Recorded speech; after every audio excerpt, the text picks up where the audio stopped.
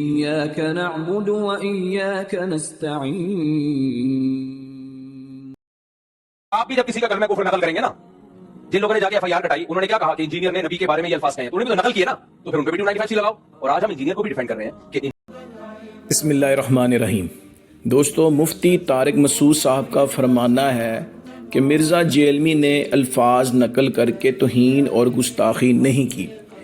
دیکھیں، کوئی بھی شخص اگر دشمنان اسلام کی کتاب سے رسول اللہ صلی اللہ علیہ وسلم کے خلاف لکھی گئی کوئی بات نقل کرتا ہے تو صرف نقل کرنا توہین نہیں ہے، مگر اگر کوئی اس نقل کو اس طرح بیان کرے کہ نہ اس کی تردید کرے نہ رد کرے، بلکہ اس انداز میں لوگوں کو سنائے کہ وہ اسے قبول کرنے لگیں، تو یہ صرف نقل نہیں بلکہ بدترین گستاخی ہے.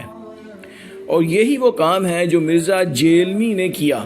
اس نے عیسائیوں کی کتابوں سے ایسے الفاظ پیش کیے اور لوگوں کو یہ تاثر دیا کہ گویا یہ توہین نہیں بلکہ عام بات ہے، یہ ایک سنگین جرم ہے. اب حقیقت سنیں.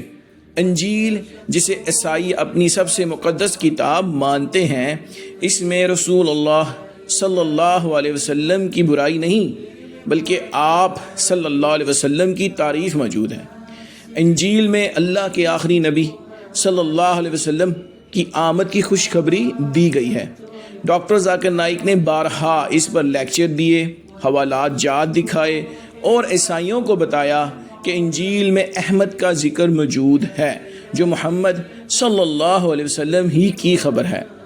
لاکھوں عیسائی یہ سنتے ہی مسلمان ہوئے اور آج بھی اسلام تیزی سے پھیل رہا ہے.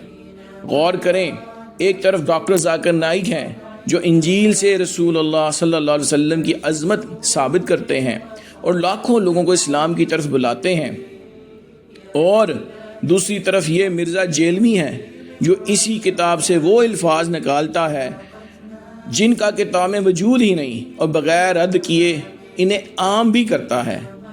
یہ زمین و آسمان کا فرق ہے.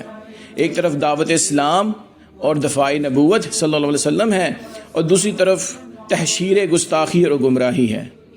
لہٰذا میرے عزیز دوستوں اور بھائیوں، ہمیں ہوشیار رہنا ہوگا.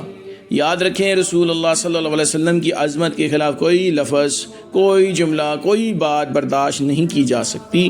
جو بھی دشمنوں کی باتوں کو آگے بڑھاتا ہے اور اس کا رد نہیں کرتا تو وہ دراصل دشمنوں کے ساتھ کھڑا ہے. اور ہمیں انشاءاللہ انہی راستوں پر چلنا ہے جو ڈاکٹر ذاکر نائک جیسے داعیان اسلام نے دکھائے. جہاں غیر مسلم بھی قرآن اور انجیل پڑھ کر گواہی دیتے ہیں لا الہ الا اللہ محمد رسول اللہ صلی اللہ علیہ وسلم.